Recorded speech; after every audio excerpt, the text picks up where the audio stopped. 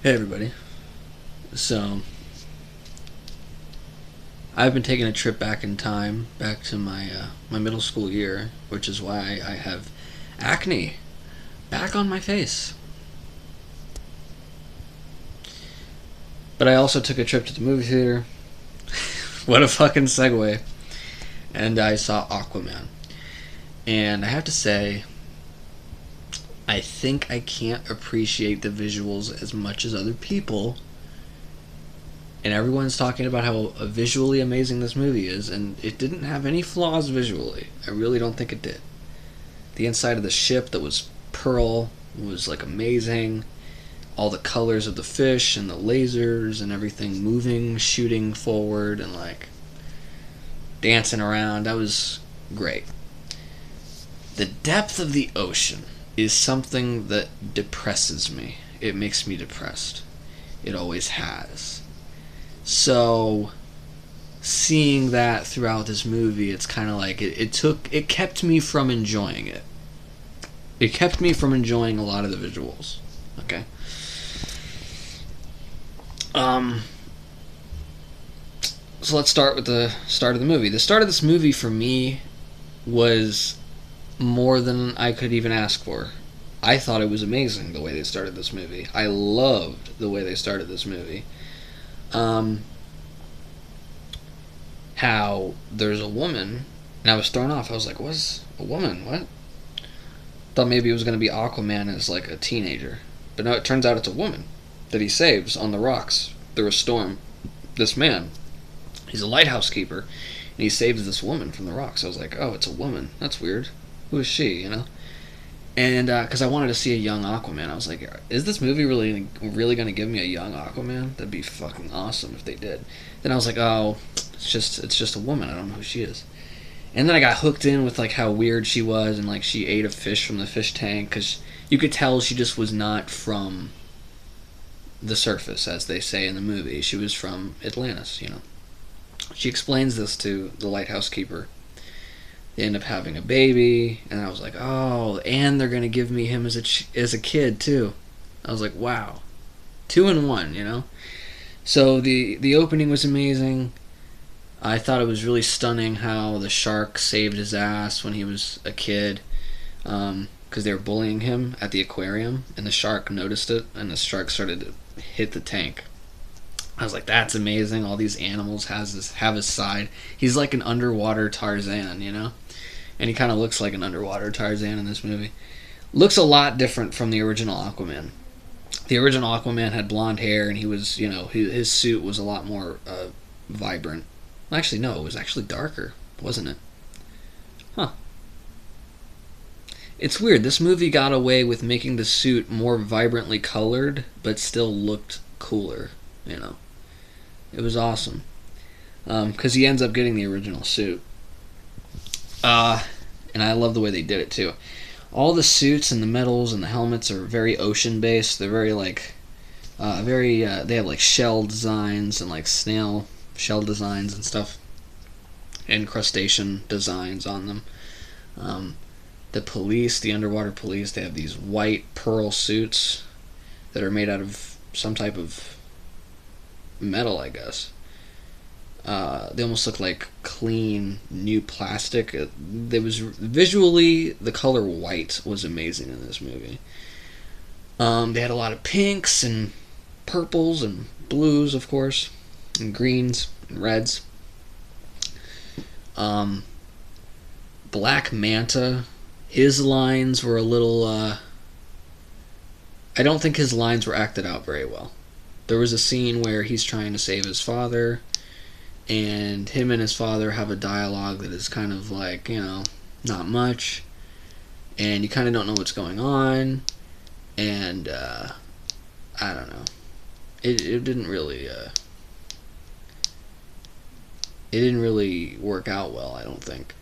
But there's also a scene where Aquaman looks back and sees that this guy's father is dying, and he turns his back and he keeps up going up the ladder, and I was like, wow, like we see a superhero who is showing us the duality of man that lives within him, that he doesn't have to save this guy after what this guy just did, and he just turns his back on him and just keeps going up the ladder. He ends up telling Black Manta that, you just killed a bunch of innocent people, you ask the sea for forgiveness. But judging by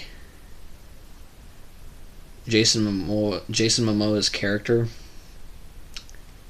in this movie, he knows the ocean's not going to save them. Like, he knows this guy's just going to die, and he probably thinks his son is going to die too, so a little bit heartless. But really, you can see the passion of, like, doing what's right, and that there is a right side and a wrong side. You can really see that in him when he says that. There's a scene where this woman comes up from the dock to see Aquaman, and the first visual you get of her is, like, she's soaking wet, her body's soaking wet. She has red hair and like a dark green suit, and it's like she looked really visually amazing. She was like the first really great visual in this movie was just her, and she was beautiful. Yeah, she was like really like beautiful.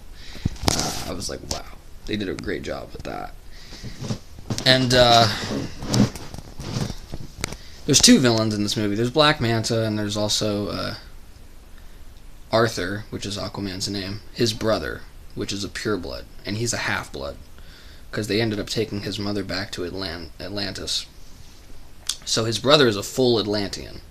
He has blonde hair and blue eyes, and he says he's a pureblood, and it's kind of, obviously some undertones in there, some political messages, probably.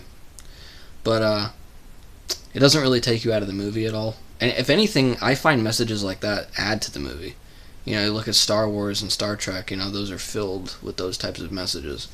Because that's just the way humans are. That's the way living life forms are. They will think that way and act that way, just as humans did, and some still do. But so if anything, it adds to the movie. It gives the movie more depth, really. I like messages like that in movies, as long as they're not doing it in a weird, stupid way. I also think the way that he interacted with the female character, we'll call her Mara, the one I was just talking about, I think they were trying to avoid, like, aggression. Like, the way he smacks this device out of her hand, he's like, no. Like, he's being like almost like a big brother. I think they were really trying to avoid, like, aggression towards females. I think they were really doing that, too. The ending was amazing. The fight scenes were amazing. There was not a scene in this movie that I was bored. I was never bored. The visuals of, like, the landscapes in the Sahara Desert that they go to is amazing. When they go to Italy, they go to Sicily, Italy, and she eats, this girl, Mara, she eats flowers because she doesn't know what flowers are. And, like, he makes references to, like, stuff that she doesn't know about because she hasn't been on the land. It's, like, so cute and charming. It's just great. He shows how intelligent he is and stuff. There's another scene in this movie where the villain, I think his name is Orn, which is the pureblood brother. He appears almost like in a vision to Black Manta and gives him all these devices and for killing Arthur and Mara. After Dolph Lundgren's character told him not to, so he tells Black Manta to do it instead. So there's that. That's pretty snaky to do, but that visual was amazing. It was like he was a spirit talking to him, And spirits talk to me all the time, So yeah, just everything in this movie. I know, this was kind of an out of order review, but I didn't want to really give too many spoilers. I feel like everyone just knows everything about every movie because everyone that reviews a movie just puts spoilers. And they don't even say spoiler alert because they just assume that their audience knows them by now. But most of the people that go to your channel to see movie reviews, they're not part of your audience. So they don't know that. So I didn't want to put any spoilers in here. Not that I get a ton of traffic anyway, but so yeah, and that's pretty much it. Is if you, it's worth seeing. I think it's a really fun movie, and I hope you guys see it.